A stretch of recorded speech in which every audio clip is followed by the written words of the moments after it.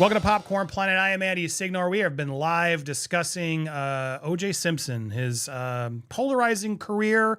I'm here with a large panel. Thank you to everybody who's been joining us and watching us as we've been reacting to this breaking news this morning. Last night, O.J. Simpson died at the age of 76 after a cancer battle. As we know, stood the trial for the double murder of his ex-wife, Nicole Brown Simpson, and Ron Goldman in the 90s, was acquitted. He passed away yesterday in Vegas, according to his family. On April 10th, our father, Orenthal James Simpson, succumbed to his battle with cancer. He was surrounded by his children and grandchildren. During this time of transition, his family asked that you please respect their wishes for privacy and grace, the Simpson family. He was also surrounded by grandchildren when he died on Wednesday, according to Simpson's attorneys. They have confirmed the death to TMZ. He's been battling prostate cancer. That's not easy. And his health took a turn for the worse of late, which landed him in hospice care in the past few months. He had been on Twitter reacting to things, trying to put himself back out there. And word on his cancer diagnosis was making the rounds in February. I was unaware, but details were hazy, but now we know it was serious. He touched on a cancer diagnosis in 2023 where he said he'd caught some sort of cancer, but suggested that he had beaten it. It came back and claimed his life about a year later. He's been looking frail in the past during his outings, but usually with a cane. But he had been posting to X to keep things going. Look, a lot of people reacting. Our own chat, not really giving him much of a tribute. There's some celebration of his passing. Before we even get to any of it, I'd like to celebrate something of OJ's, which is how I know OJ. When I was a kid, I watched the Naked Gun movies. They were hilarious to me. It was part of my upbringing. And OJ as Norda, and it was so funny in these movies. This is the craziness they would put him through. That was my memory of O.J. Simpson, that and the football hero. But it did take a turn, obviously, during that white Ford Bronco chase. That's when everything kind of went crazy. I remember it clear as day. I was about 15 years old. It's impossible to talk about OJ without talking about this. As Larry King was live, they broke Interstate 5, and this is from courtesy of his show that like his own guest is sort of there shocked. Police believe that. And yeah, O.J. Simpson was on the run, evading police, going to his mother's house because he was now going to be charged with the murder of Nicole and Ron. This chat, back me up. This thing was insane. This was probably the biggest pop culture moment in our lifetimes. To have a celebrity car chase in the street during LA, police, murder charges, the whole thing. Lewis, you were there during this. Do you remember how wild this was? I love your backhanded compliment calling me old. Yeah, I remember, unfortunately. Yeah, man. Listen, the big deal here is innocent people don't run usually, and that's where everybody made up their mind during this car chase. Like everyone was thinking, what the heck is going on? That's OJ, the guy from, the football player, the guy from Naked Gun.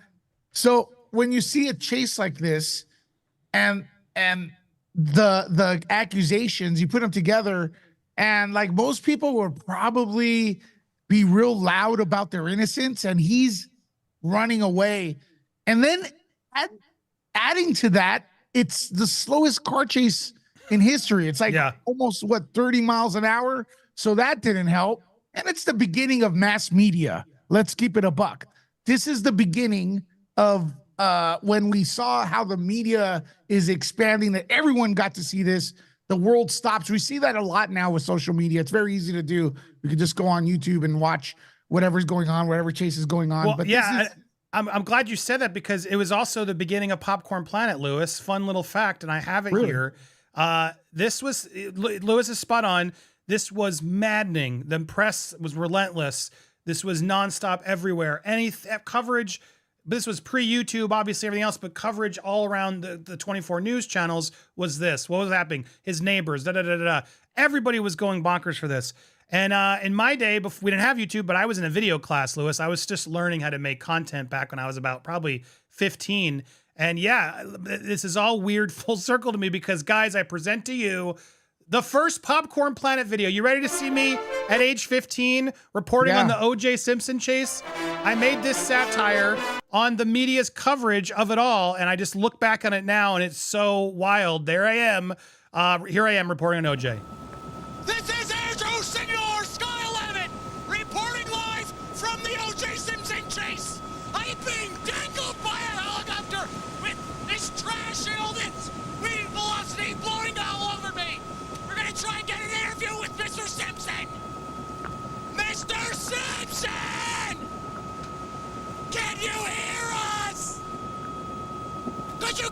quick interview?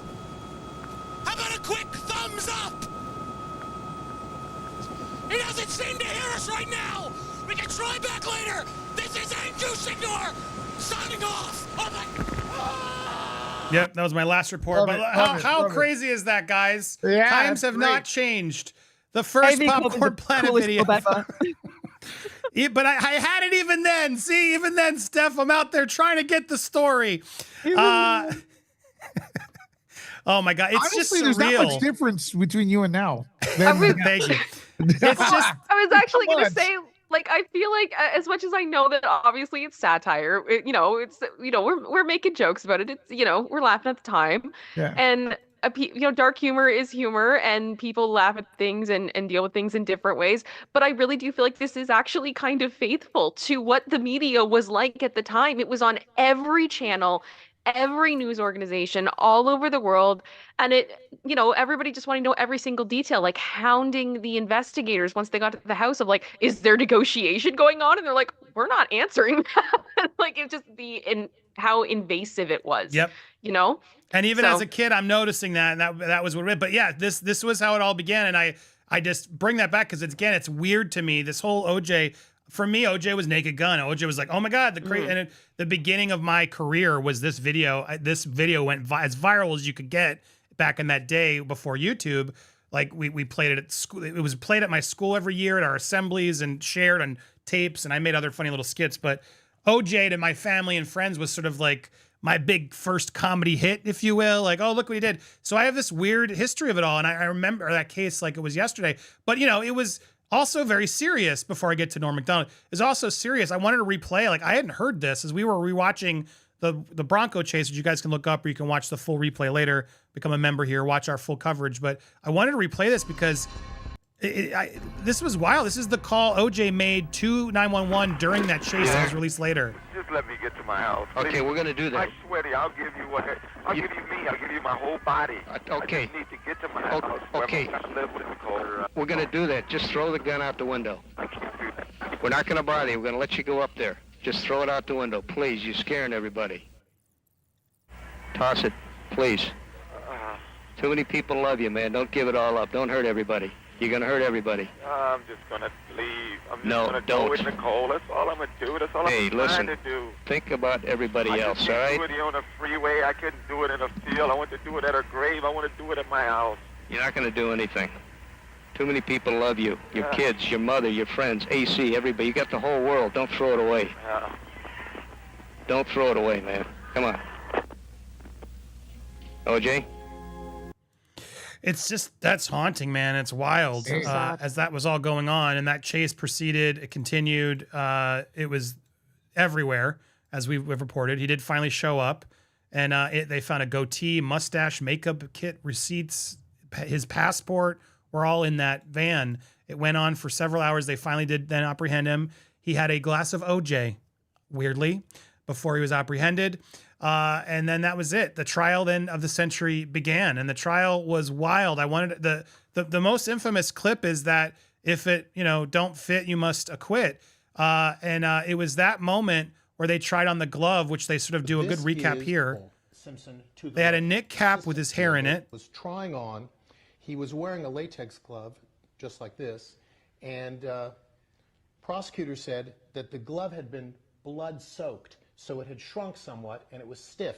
And when O.J. Simpson was wearing this latex glove, it was believed very difficult for him to put it on, even if it did fit. Even if the jurors didn't understand DNA, they didn't understand blood, what they did see was a glove that appeared not to fit. And you recall that Johnny Cochran during the trial said, if it doesn't fit, you must acquit. And that is believed to be the key moment that shifted this trial. If it doesn't fit, you must acquit. It was a stunning He's even moment. wearing I the think cap. Everyone in the courtroom gasped, and I think that people around the country were riveted by that moment when O.J. Simpson was trying in vain. So you had the hat that links O.J. Simpson, found at the crime scene. You had a bloody glove at the crime scene, and its mate found at O.J. Simpson's house with the victim's blood.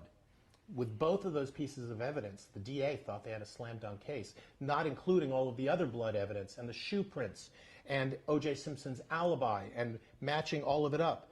but it all came down to the glove. Not only the gloves didn't fit, it hurt the prosecution case. Any chance for the prosecution to win this case was over. Yeah, it was a huge blunder by them. And what happened then, here's the verdict as it was going down. I have that reaction. Orenthal James Simpson, not guilty of the crime of murder in violation of Penal Code Section 187A. He seems a felony mad. Upon Nicole Brown Simpson, a human being, as charged in count 1 of the information. Superior Court of the State of California, County of Los Angeles. For many, that was the face of getting away with murder. Versus Orenthal James Simpson. We, the jury, in the above entitled action, find the defendant, Orenthal James Simpson, not guilty of the crime of murder in violation of Penal Code Section 187A, a felony upon Ronald Lyle Goldman, a human being, as charged in count 2 of the information. The Goldman family losing it, obviously, it's just tragic to watch. Circumstance that the defendant, Orenthal James Simpson, has in this case been convicted of at least 1 crime of murder of the first degree and 1 or more crimes of murder of the first or second degree. Now, he would later be found liable of civil suit, but the only reporter who was really out there who had the balls to do it all was this man. I do want to give him a shout out because he's been talking about a lot today as we celebrate or think back on OJ. It's hard to not also give a rest in peace to Norm MacDonald, who was aggressively fearless in his calling of OJ out. MacDonald, and now the fake news. Well, it is finally official. Murder is legal in the state of California. He was, there are hours of clips of Norm doing this against the audiences. No one was having it like Norm did. Norm wasn't having it ever. And he was calling OJ out left and right over the years, and people now celebrate it then, but they weren't then. But that hard to talk about OJ without bringing it up. He lost the civil case. He had to pay a lot of money, never really paid the family money. He did later make a book, If I Did It, Confessions of the Killer. Fascinating. The ghost author asked him, and OJ said, well, they offered me $600,000 not to dispute that I wrote it. That's cash. They're going to think you wrote it. So everybody thinks I'm a murderer anyway. They're not going to change their mind just because of a book. The book was then later stopped, and the Goldman family were able to then publish it themselves, added more. They made the if a lot smaller, and they were able to get proceeds from this book because of their civil settlement. But ultimately, OJ really never paid them much at all, which is really depressing. And that's where things went down. OJ was then weirdly, on the 13 years to the day after his acquittal, was found guilty of 12 charges for robbery stuff on a later charge in Vegas where he did serve prison time. He had a 33-year sentence, but he got parole 9 years later. He was released in around July 2017. And then, yeah, he was out and about. He was on Twitter. He was trying to make things there. One more thing I want to just point out in our recap of things, which thanks to the group here for finding it. But interestingly enough, the Kardashians had a big connection because Robert Kardashian was there. Caitlyn Jenner was good friends with Nicole, so it was a Kris Jenner, and spoke about it. And I wanted to share this. I saw Nicole. This is Caitlyn saying, I saw Nicole 2 days before she was murdered. It was Chris's best friend. We were right in the middle of it. Chris's ex-husband, Robert, OJ, was the best man at their wedding.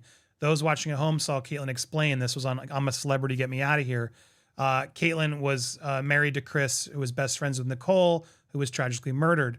It was a bad time for everybody. Very difficult. We knew what happened. This trial was a joke. And when the verdict came down, Kris just turned around to me and goes, we should have listened to Nicole from the beginning. She was right. The verdict came in, though, and Kimberly and Kourtney Kardashian, their father was the lawyer on it, were in school, and they loved their father, as they should. They'd been following for a year and a half, and they walked in and said, well, I told you he didn't do it. And I said to the girls, just because he's not guilty doesn't mean he didn't do it, and I don't want his name ever mentioned in this house again. They asked, did you like OJ ever? No, too big of an ego for me. We went on some vacations with OJ and Nicole. I like Nicole, and she sure didn't deserve what she got. But that was interesting, sort of, real feedback coming in from it. But one last story, Lewis, we were talking about it. I met OJ. It was a weird situation. We were talking about it in our live, and I wanted to just put it in our recap because I like to try to celebrate people in their death. It's the one day we should try to respect. But man, OJ did a lot of stuff that didn't help his cause, right? He didn't go find the real killers ultimately. Instead, he went to a horror convention that Lewis and I were attending. This was back in, I think, 2005. And I had previously talked about it. our buddy Eben threw this convention and was kind of shocked OJ showed up because he knew it would get press and it would be sort of an amazing thing to be like, OJ showed up to a horror convention. He was signing knives there, guys. So yeah, I met OJ. I did it because I was promoting my own horror movie at the time. That's why I did it. The Janitor, plug. You can find them. They're harder to find these days, but I play a killer janitor, one of my first big movie opportunities.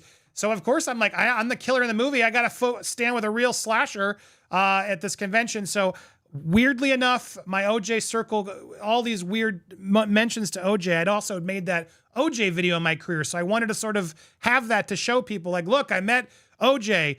And I covered that story. So full circle, weird moment. I met him. He was nice. He had pink eye. That was weird. But I got a photo and snapped it. And yeah, it just has been a weird day for me to sort of remember all of this as we look back on the life of OJ. And again, I still want to try to focus on a positive. You were great in The Naked Gun, man. I will give you that. But according to our audience, a lot of you still don't accept that verdict. 84% believe he did it. It's all what everybody's talking about today on his death. That is the recap tribute, if you will, that we have here. We're going to be talking more in our live. If you want to see our live, become a member over on Patreon. You can always watch our full replays. We played a lot of clips, a lot more Norm Macdonald jokes and more. If you want to see our coverage, join there. If you want to get other breaking news, make sure you subscribe here and hit that bell for all alerts so you get all the alerts. Smash the like button. Leave your comments down below. What are your thoughts? And where were you when you heard the verdict? I want to hear it down below.